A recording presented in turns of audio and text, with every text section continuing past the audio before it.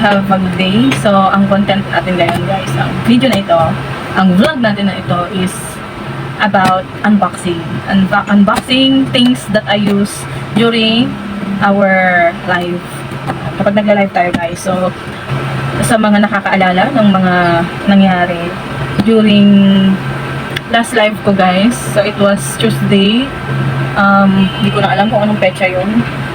September 5 guys.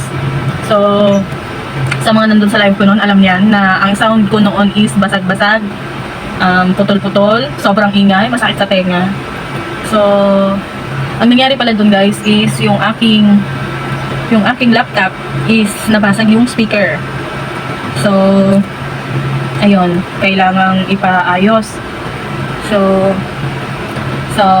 hindi ako nakapag-live at sa ibang rason din guys, alam ng team ko yan, ng Team Bicol, alam nila yan kung anong reason na hindi ako nakapag-live ng ilang araw at sa kahit ngayon guys is hindi pa rin ako ready to have my live stream na yung usual live stream na ginagawa ko. So, I'm not yet ready for that dahil sa pinagdaanan ko. Thankful ako sa team ko, sa Team Bicol, sa pag-unawa sa akin. So sa mga nagpupunta din sa live ko, maraming salamat. So this is also a way to thank you guys sa pag-support. So yun nga, balik tayo sa aking topic kanina about this video. Content na ito ay unboxing dahil ngayon yung sa live ko na yun na sabog-sabog ang sound.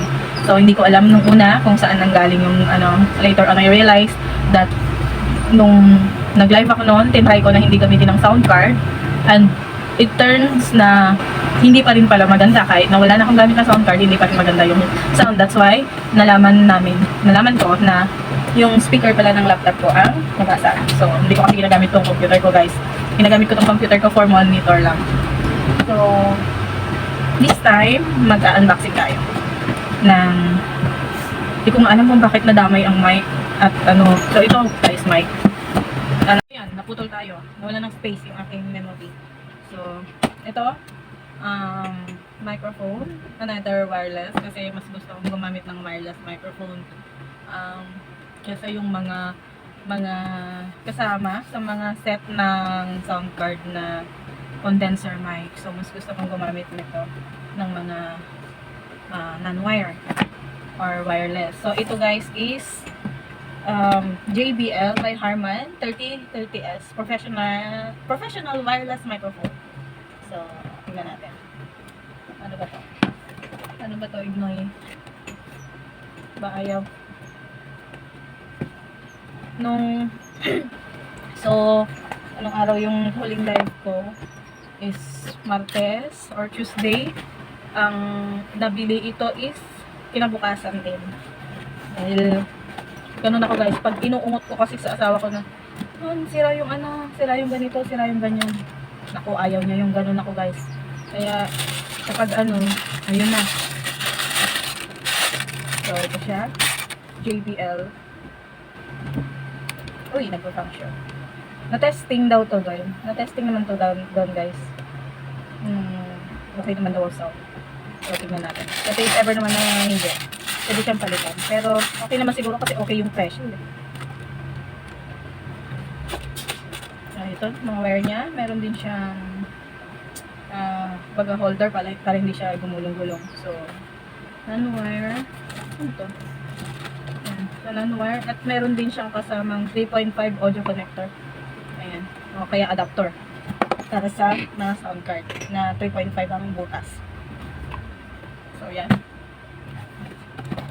Next natin guys is itong sound card.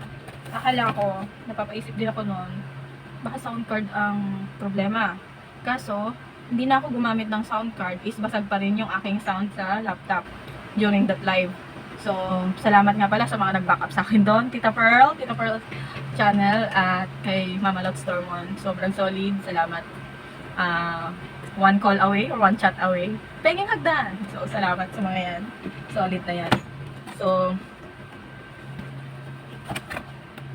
Ito daw guys is, ang model nito is K1 Master 2023 model. Ayan siya. So, malaki siya.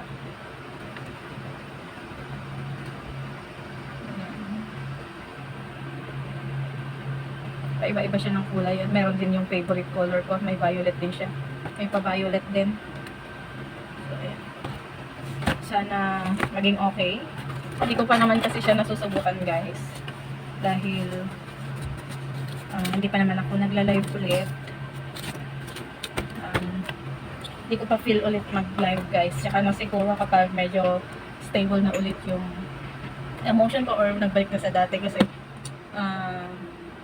sa mga alam ng team ko, alam ng team Bicol kung ano yung pinagdaanan ko guys, kaya wala akong live ng mga ilang araw. So at sa ngayon hindi pa rin ako ready to go on my live.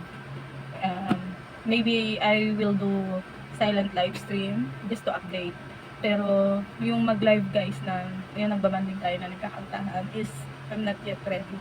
So hanggang dito muna yung pagla-live natin. Tsaka ko lang to talaga matetesting if okay siya pag nag-live na talaga ako guys. So yun. And also, I want to take this opportunity to thank my Bicol family, my team Bicol, for extending their help to me during my saddest days. Maraming salamat for extending your help guys. Not just emotionally, but the support and also to financial support that you do extend to me. And it's a big help. Ayun, sobrang thank you.